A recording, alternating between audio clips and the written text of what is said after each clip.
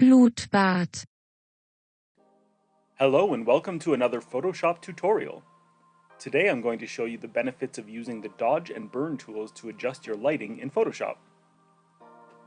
Mastering these tools will allow you greater control over the lighting and shading in the more precise details of your photo, as opposed to something like a levels adjustment layer which affects the overall lighting of a shot.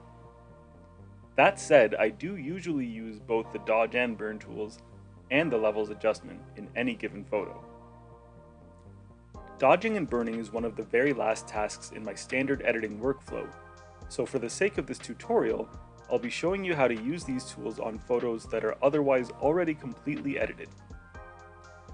Before we get too ahead of ourselves, let's take a look at where to find these tools and what they actually do.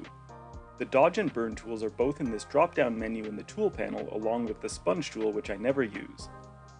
Click and hold to select which one you want, or press the O key to quick select it. The dodge tool is used to lighten and the burn tool is used to darken. Both have the same modifiers which you can find up here in the toolbar. The first important one is range, which allows you to specifically target shadows, midtones, and highlights as the parts you would like to lighten or darken. The other is exposure, which allows you to control the intensity of the lighting and darkening effect.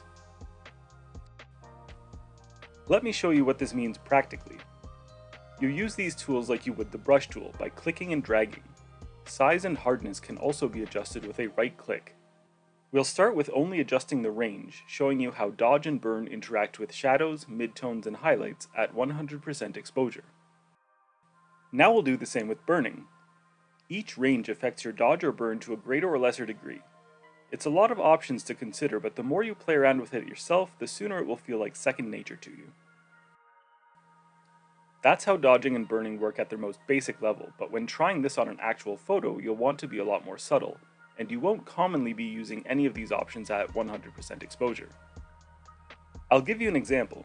When I was editing this photo, I wanted to brighten up my shadows on the rebels' faces, brighten up the faces on my Ewoks, and brighten up the armor of the troopers in the back.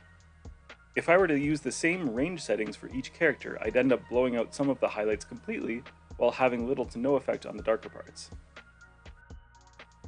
So to start with the face shadows, I'm using dodge on the shadows at 50%. I'm not going to dictate every setting for every brush stroke of this process, but as you can see from my settings here, I change the range and exposure quite frequently.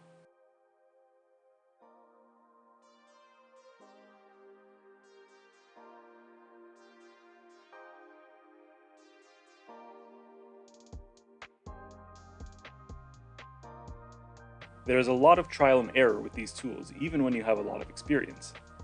Something else to consider is that brush strokes stack when you are dodging and burning.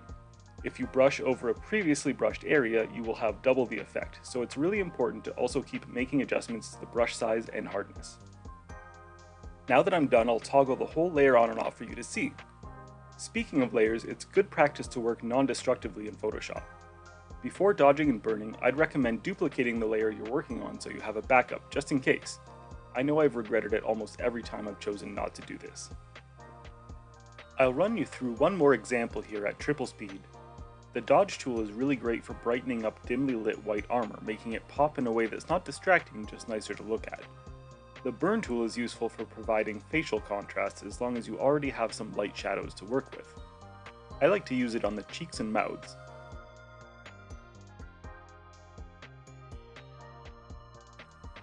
And a light burn can help create some contrast in your backgrounds if you like to use a TV or monitor as your background like I do.